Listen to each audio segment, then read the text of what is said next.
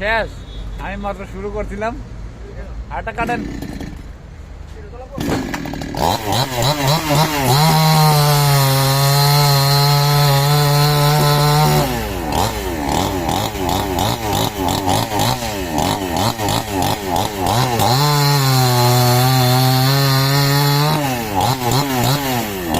Oh